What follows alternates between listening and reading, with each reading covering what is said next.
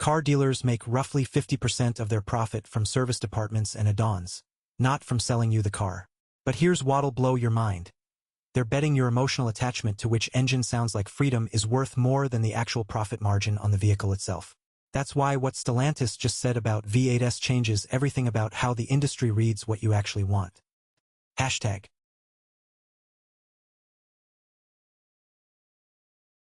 This week, we're seeing the collision of three massive forces reshaping automotive. Consumer nostalgia pushing back hard against the EV transition, manufacturers realizing affordability is the real battleground for electric dominance, and legacy automakers scrambling to prove they still understand what buyers emotionally need. From pickup trucks to Chinese EVs to Citroën resurrecting icons, the message is clear: size, efficiency, and price matter more than ever. Let's break it down. Hashtag.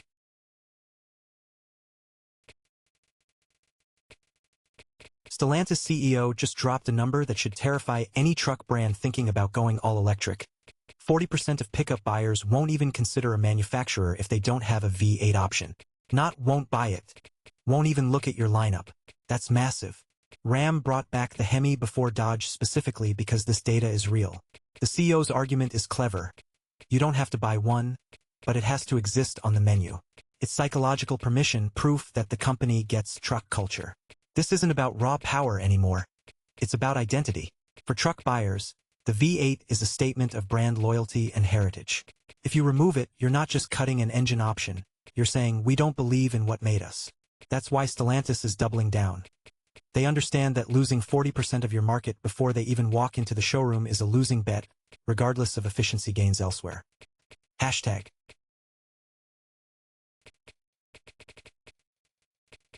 VW is refreshing the Taos for 2027, and this is their shot at keeping the compact SUV segment competitive while the market shifts. The Taos sits in a sweet spot, smaller than a full-size SUV, affordable and practical for families who don't need massive cargo space. For 2027, expect updated styling, new powertrain options, likely including a plug-in hybrid variant, and improved tech to match what competitors like the Honda CR-V and Toyota RAV4 are offering. The real story here is that VW is not abandoning the ICE segment. They're protecting it while carefully rolling out electric options. Pricing will likely stay in the mid-$20K range for base models, making it accessible. This refresh matters because it shows VW isn't betting everything on EVs tomorrow. They're hedging their bets on what people actually buy today. Hashtag.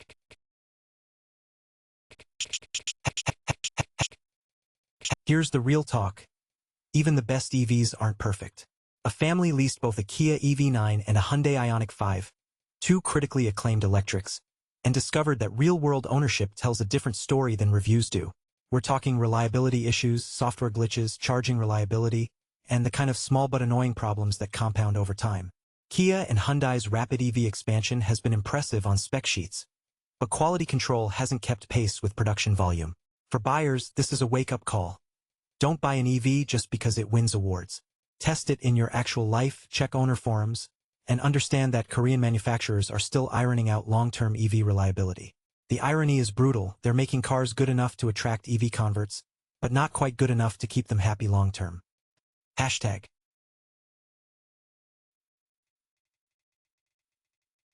VinFast broke ground on a North Carolina factory in 2023 with major state incentives, then built essentially nothing. Now North Carolina is suing to get its money back. This is a cautionary tale about EV hype meeting reality. VinFast promised jobs, tax revenue, and manufacturing presence in the U.S. Instead, they hit cash flow problems, scaling issues, and couldn't execute on their U.S. expansion. The state gave them incentives. VinFast gave them excuses. For car buyers, this matters because it signals which EV startups have real staying power and which are running on fumes. VinFast vehicles exist, but the company's credibility as a long-term manufacturer just took a massive hit. When you're buying an EV from a newer brand, you need to ask, can they survive? Because warranty claims mean nothing if the company goes under. Hashtag.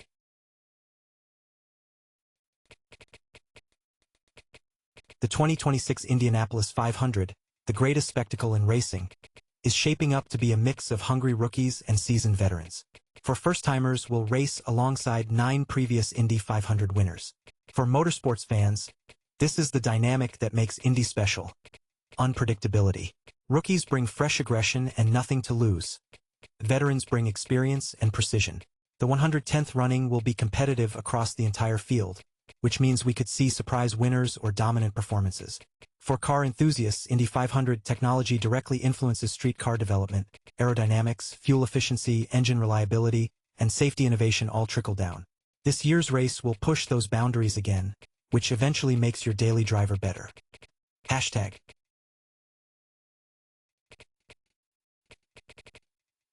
Tesla Cybercab has officially been certified at 165 Wh/me, making it the most efficient EV ever produced, by a massive margin. The next most efficient EV, the Lucid Air Pure, uses 28% more energy per mile. This is a real, certified number, not marketing fluff. How? Weight, aerodynamics, and minimalist design. The Cybercab is tiny, two-seat, and obsessively optimized for efficiency. But here's the asterisk. It's also not really a car for everyone. It's a purpose-built robotaxi concept that sacrifices practicality for efficiency. For EV buyers, this proves something important. Efficiency is a design choice, not a physics wall.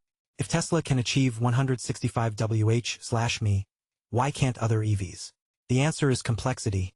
More seats, more comfort, more features equals more weight. The Cybercab shows what's theoretically possible.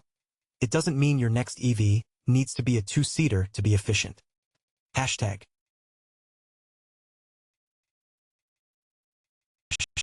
Lucid's been spotted testing the Cosmos prototype against a Tesla Model Y, and we finally have real-world size comparison. The Cosmos is Lucid's answer to the Model Y, a mid-sized EV SUV aimed at the mass market, not just luxury buyers. Full public reveal is coming this summer, with production in late 2026. This matters because Lucid's survival depends on reaching affordable buyers. The Air sedan is gorgeous but expensive. The Cosmos is their shot at volume sales. If they can hit pricing targets and match Tesla's practicality, they've got a fighting chance. If they miss, they're another EV startup burning cash. For enthusiasts, Lucid's design language is genuinely distinctive. Watching them apply it to an SUV will be interesting. Hashtag.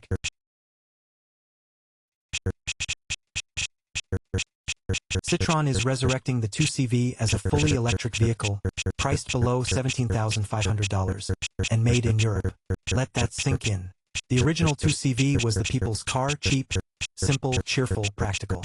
The modern version will be the people's electric car, proving that affordable EVs don't need to be boring or stripped down. This is Citroën saying, we see the gap in the market where EVs got expensive, and we're filling it. For car buyers, this is a lifeline. EVs under $20,000 are rare outside China. A European-built, sub-$17.5K EV with Citroën's quirky charm could actually shift how people think about going electric. It's not cutting edge. It's accessible. That's the real revolution happening right now. Hashtag.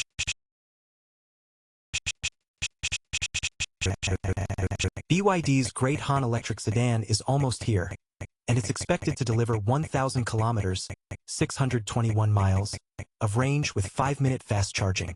This isn't theoretical. BYD is already shipping cars with this tech in China.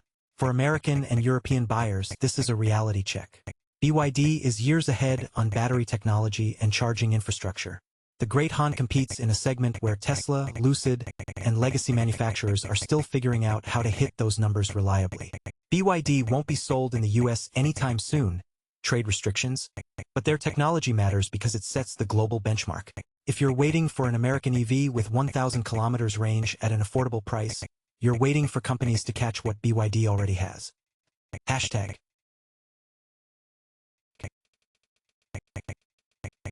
Tesla is moving away from one-time FSD purchases in Europe and switching to monthly subscriptions. Only 2 European countries have approved FSD, supervised, so far, which means most European buyers can't even use it yet. For Tesla owners, this is a shift from ownership to rental. You don't buy FSD, you rent access to it monthly. It changes the value proposition.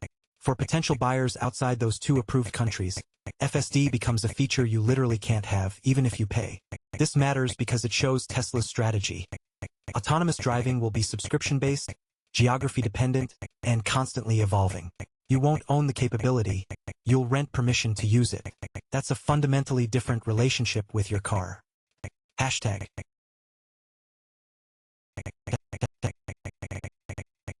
Bentley's fourth-generation Continental GTS adds sportiness to an already impressive platform. This isn't about raw speed. It's about effortless performance wrapped in luxury. The S variant tightens the suspension, adds aggressive styling, and delivers weekend escape energy.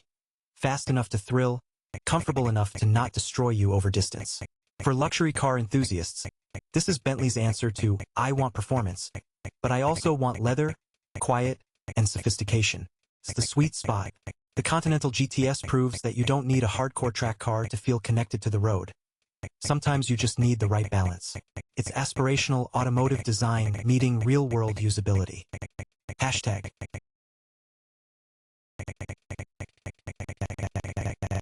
Nissan is expanding NISMO performance centers globally.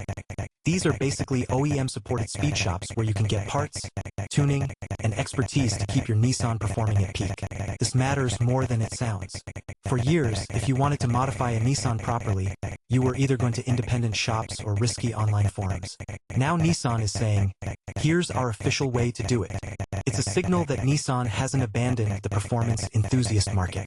You can actually buy legitimate NISMO upgrades, get professional installation, and keep your warranty intact, mostly.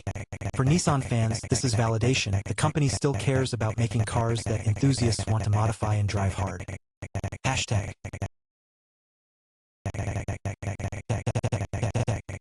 This week tells a story about a car industry in identity crisis.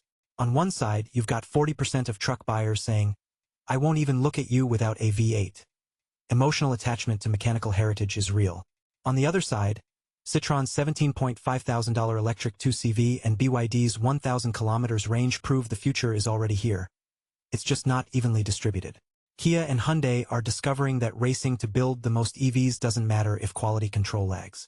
Lucid and VinFast are showing us which EV startups have real runway and which are running on fumes. And Tesla? They're building the most efficient EV ever while moving autonomous driving from ownership to subscription. The thread connecting all this back to our opening fact about car dealers. Dealers don't make money selling cars anymore. They make money on service, add-ons, and long-term relationships. The industry shift to EVs, subscriptions, and affordable entry-level vehicles is killing their business model. That's the real story. Hashtag.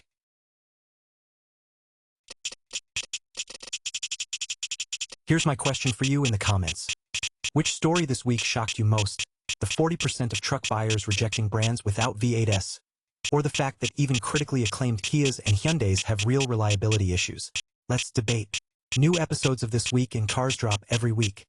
So hit subscribe and enable notifications so you don't miss the stories reshaping automotive. Thanks for watching.